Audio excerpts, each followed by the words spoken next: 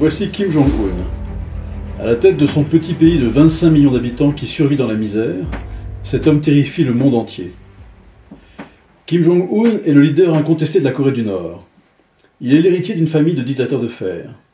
Son grand-père était Kim Il-sung, le fondateur de la Corée du Nord. On l'appelait là-bas le professeur de l'humanité tout entière. Son père était Kim Jong-il, l'héritier de Kim Il-sung.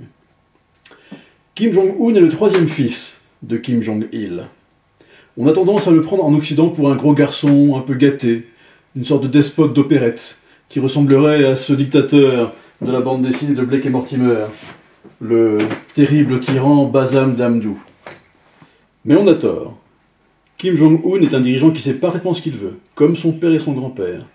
Faire en sorte que la Corée du Nord devienne une puissance nucléaire, à l'égal des États-Unis, ce pays dont il a si peur. Depuis Hiroshima et Nagasaki, à la fin de la Deuxième Guerre mondiale, plus jamais les bombes atomiques n'ont été utilisées dans des conflits entre nations. En 1950, le général MacArthur veut atomiser le nord de la Corée et la Mandchourie chinoise, au risque de provoquer une troisième guerre mondiale. Le président Truman l'empêche à grand-peine. Voici le plan secret du général MacArthur pour déclencher une troisième guerre mondiale. 10 ans plus tard, le maréchal Malinowski, qui est à l'époque le ministre de la Défense de l'URSS, veut atomiser les forces de l'OTAN en Europe de l'Ouest, puis envahir l'Europe. Malinowski est le maître de Tsar Bomba. Qu'est-ce que c'est que Tsar Bomba? C'est la plus grosse bombe atomique jamais créée par l'homme, un engin absolument effroyable. Lors de l'essai de Tsar Bomba, qui sera fait dans l'Arctique, une boule de feu de 7 km de diamètre sera créée au-dessus de la Nouvelle-Zembel. Elle sera visible à 1000 km de distance. L'onde de choc fera 3 fois le tour de la Terre. Et des vitres seront brisées à 900 km de distance. Voici le plan secret de Malinowski pour déclencher une guerre nucléaire en Europe. Dans le même temps, les Américains du président Kennedy envisagent d'aller faire exploser une bombe atomique de forte puissance sur la Lune, afin de montrer aux Soviétiques à quel point la puissance américaine est supérieure. Voici ce fameux plan américain pour aller faire exploser cette bombe. Finalement, Kennedy mettra fin à cette folie. Et finalement, Kennedy l'américain et Khrouchtchev, le soviétique, manquent effectivement de déclarer une guerre nucléaire lors de la crise des fusées de Cuba. Quelques années plus tard, en 1969, les Russes et les Chinois s'affrontent sur la frontière du fleuve Oussouri. Léonid Brejnev, le leader russe, fera demander officiellement aux Américains quelle serait leur réaction s'il atomisait les armées de Mao Zedong le Chinois. Heureusement, aux funérailles de Ho Chi Minh, le leader du Vietnam, les Russes et les Chinois parviendront à se parler à nouveau et à ne pas se lancer des bombes nucléaires les uns sur les autres.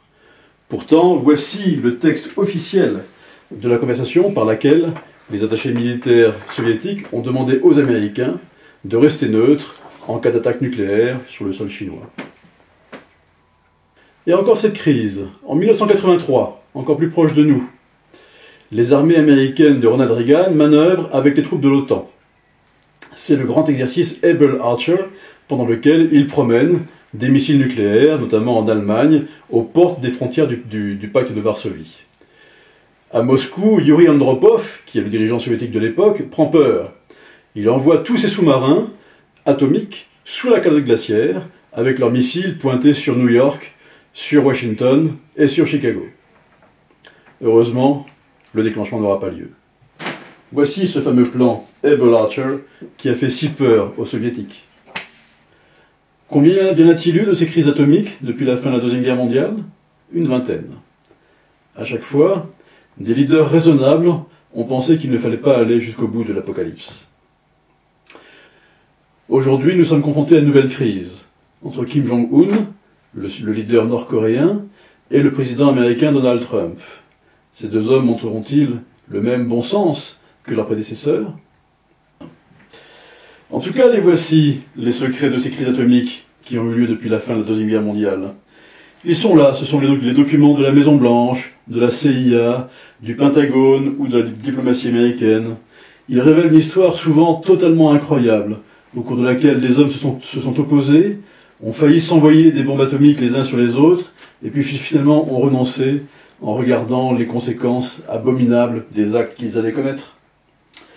Puissent, dans l'avenir, toutes les fusées atomiques du monde demeurer pareilles à cette fusée des jouets de Tintin, c'est-à-dire des jouets qui ne servent à rien, mais qui sont juste là pour décorer et pour mettre en place une dissuasion les uns contre les autres.